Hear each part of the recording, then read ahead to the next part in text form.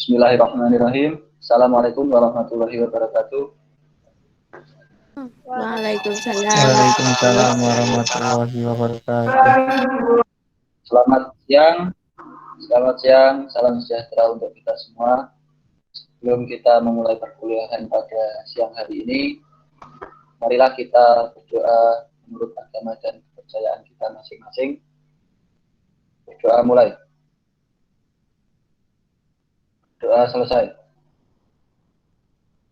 Oke, sebelumnya Bapak presensi terlebih dahulu ya. Yoksanita Rindi. Yuksanita hadir, Pak. Anfal Firas. Hadir Pak, Anfal hadir. Dwi Cahya. Dwi Cahya. Ada nggak Dwi Cahya?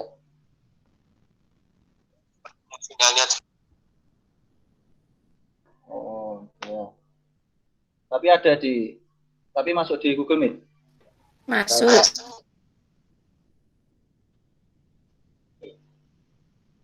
Berikutnya Mutahul Fadri. Hadir, Pak. Mutahul. Hadir. Nafi.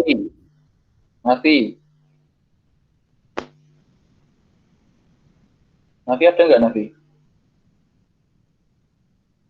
Nggak ada, Pak. Ada ya. Rafli Al-Mahdi. Rafli hadir Pak.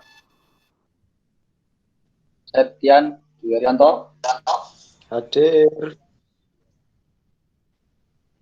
Sinta Wulandari. Sinta Wulandari hadir. Segar Satyalana. Nah, terus Nafi ya? Nafi ya tadi yang nggak ada. Oke. Ya, Pak. Berikutnya Bapak akan presentasikan materi kita hari ini tentang teknik dasar pencak. Sebelumnya di sini ada yang pernah ikut tak silat nggak? Atau mungkin ada yang sudah jadi pelatih? Dulu pernah, Pak. SMP. Oke. Kita mulai saja. Teknik dasar pertama dalam pencak silat itu pukulan. Pengertian pukulan itu sendiri adalah berbagai macam teknik serangan yang dilakukan dengan memakai tangan kosong sebagai komponennya. Pada dasarnya, semua teknik pukulan yang ada dalam pencak silat boleh dipakai untuk menyerang bagian-bagian tubuh lawan yang disahkan. Jadi, teknik apapun itu sebenarnya bisa untuk dipakai untuk menyerang bagian anggota tubuh yang disahkan, seperti bagian tubuh bagian atas, tubuh bagian bawah, di kaki. Dan untuk bagian yang tidak diperkenankan untuk diserang itu seperti kepala dan juga maluan. Dalam prakteknya, meskipun banyak teknik pukulan yang terdapat dalam pencak silat, namun tidak seluruhnya bisa digunakan. Adapun macam-macam pukulan dalam pencak silat, yang pertama ada pukulan depan. Pukulan depan adalah pukulan yang memiliki lintasan lurus ke depan. Supaya bisa mendapatkan hasil yang optimal, bisa dilakukan dengan cara dibantu oleh pergerakan bahu dan putaran pinggang yang mendukung untuk pemindahan berat badan ke bagian depan tangan yang menyerang. Ini adalah contoh gerakan dari pukulan depan, di mana di adik ini menggunakan kuda-kuda depan dan pukulannya dilakukan dengan tangan kiri. Bisa dimengerti? Bisa, Pak. Siapa? Untuk pukulan yaitu pukulan sangkal atau bandul. yaitu pukulan yang mana pukulan tersebut dilakukan dengan posisi tangan ditekuk kurang lebih 90 derajat. Lintasan pukulan yaitu tangan diayun dari bawah ke atas. Pukulan sangkal atau bandul ini dapat dilaksanakan posisi kaki yang bermacam-macam, baik itu dengan posisi kaki depan sejajar, dengan tangan yang dipakai untuk menyerang ataupun tidak. Pada gambar 2 ini untuk kuda-kuda yang digunakan yaitu kuda-kuda tengah. Untuk sasaran dari pukulan bandul ini biasa digunakan untuk menyerang bagian perut. Itu pada umumnya untuk pukulan sangkal. Yang ketiga, pukulan melingkar atau uppercut. Pukulan melingkar memiliki teknik yang dilakukan dengan cara menggerakkan tangan secara melingkar.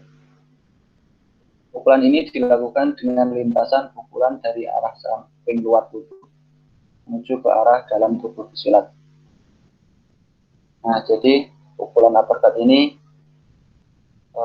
dilakukan sama halnya jika kita pernah melihat tendangan sabit, itu kan dilakukan dari luar ke arah dalam. Untuk sasarannya sendiri yaitu biasanya digunakan untuk menyerang bagian kepala, bagian samping. Untuk pukulan yang berikutnya yaitu pukulan samping. Pukulan samping adalah pukulan yang hampir mirip dengan pukulan depan atau jab. Hanya saja pukulan jab jalur lintasannya itu lurus ke depan dengan sasarannya wajah bagian depan. Sedangkan pukulan samping ini lintasannya lurus ke samping. Bisa dibayangkan seperti apa pukulannya. Itu mirip-mirip dengan pukulan depan, hanya saja arahnya itu ke samping. Oke, teknik dasar berikutnya yaitu tendangan. Tendangan adalah teknik dan taktik serangan yang dipakai dalam jarak jangkau jauh dan sedang yaitu tendangan yang mana tendangan memakai tungkai sebagai komponen penyerangan. Pada olahraga pencaksilat, teknik tendangan yang masuk ke sasaran akan memperoleh skor sebanyak 2 poin.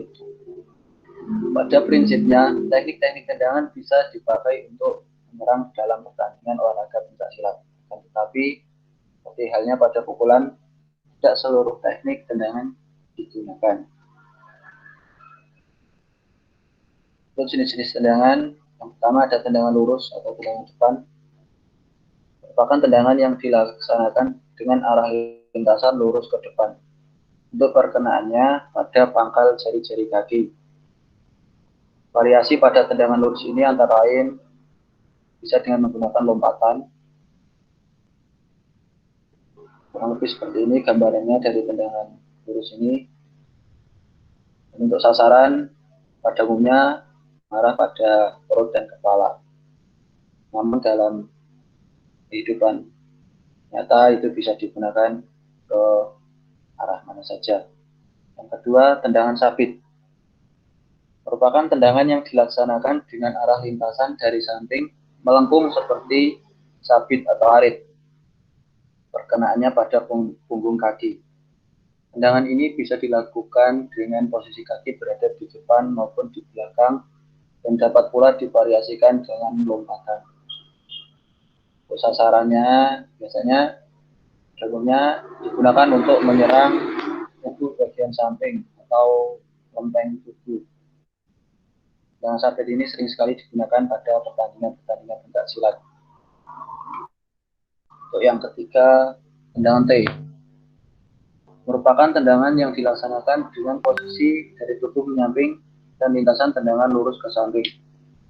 Perkenaan tendangan T yaitu sisi bagian tajam telapak kaki atau pisau kaki, telapak kaki, dan juga tumit. Tendangan T ini biasanya digunakan untuk menyerang bagian kepala, untuk bagian perut itu pada saat pertandingan. Berikutnya yaitu tendangan belakang. merupakan tendangan yang dilaksanakan dengan cara memutar tubuh terlebih dahulu dan sikap tubuh membelakangi lawan. Perkenaan pada tendangan belakang yaitu telapak kaki atau tumit. Seperti pada gambar berikut, ini adalah gambaran dari tendangan B. Namun ada versi lainnya tendangan B, yaitu dimana kalau di gambar ini kan ini tangannya menggantung. Namun versi yang satunya itu tangan bisa kita letakkan ke lantai atau tanah, bertujuan untuk menjaga keseimbangan kita agar tidak tersungkur ke depan. Untuk sasarannya bisa kemaluan dan juga perut. Yang ketiga yaitu teknik dasar tangkisan. Tangkisan merupakan teknik dasar dalam pencak silat yang berguna untuk menepis serangan dari lawan.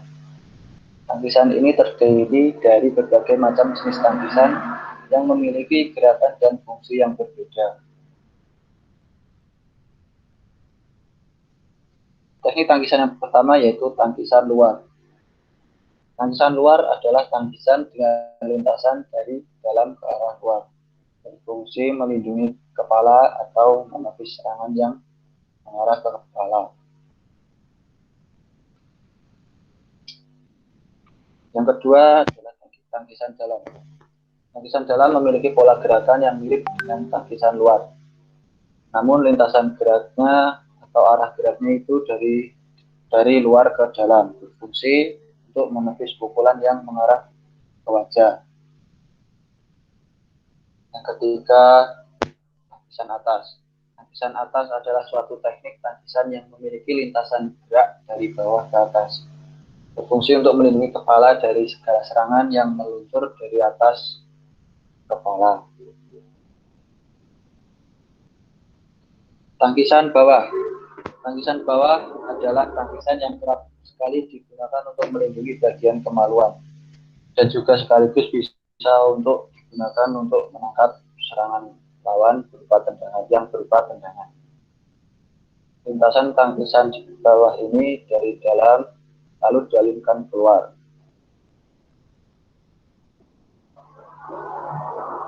Oke, itulah sedikit materi terkait teknik dasar pencak silat. Mungkin belum semuanya ya, mungkin nanti kita bisa teruskan di pertemuan yang akan datang. Untuk materi hari ini, apakah ada yang ingin ditanyakan?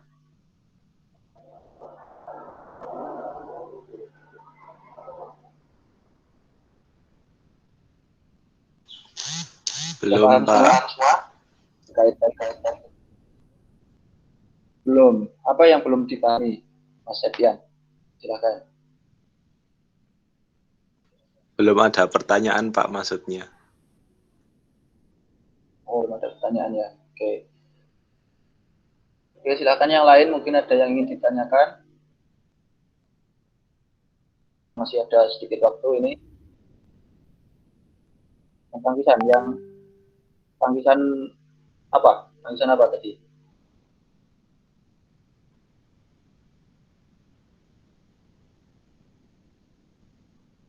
Tangkisan luar atau tangkisan atas? Yang belum dipahami, Mas Tegar. Tangkisan luar. Oke. Tangkisan luar adalah tangkisan dengan lintasan dari dalam ke arah luar. Fungsi melindungi kepala atau menepis serangan yang mengarah ke kepala. Jadi cara melakukan tangkisan luar ini kita lakukan bisa di tengah atau dengan berdiri tegak saja bisa. Caranya dengan kedua tangan di samping pinggang. Lalu cara kita melaksanakan gerakan ini yaitu tangan yang akan kita gunakan untuk menangkis itu kita tarik ke depan dada, lalu kita ayunkan keluar. Posisinya saat menangkis itu puncak posisinya seperti saat kita saat kita mengangkat barbel saat kita mengangkat barbel. Posisinya seperti itu, hanya saja bagian lengan itu lurus ke samping. Lebih seperti itu untuk tangkisan luar. Bagaimana Mas Tegar? Apakah sudah cukup jelas?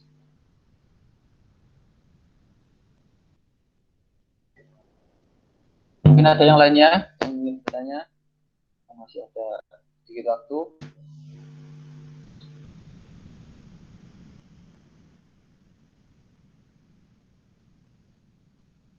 Oke, kalau tidak ada pertanyaan, mungkin hari ini Bapak cukupkan. Apabila ada salah kata dalam penyampaian, Bapak mohon maaf yang sebesar-besarnya, dan semoga apa yang Bapak sampaikan hari ini dapat bermanfaat bagi kita semua di kemudian hari. Oke, kita tutup dengan bacaan hamdalah. Alhamdulillahirrahmanirrahim. Alhamdulillahirrahmanirrahim. Tetap jaga kesehatan walaupun keadaan masih di tengah pandemi yang belum juga berakhir. Tetap jaga kesehatan, jaga mood. Akhirul kalam. Assalamualaikum warahmatullahi wabarakatuh. Waalaikumsalam warahmatullahi wabarakatuh. Masuk. Makasih, Pak. Sama-sama.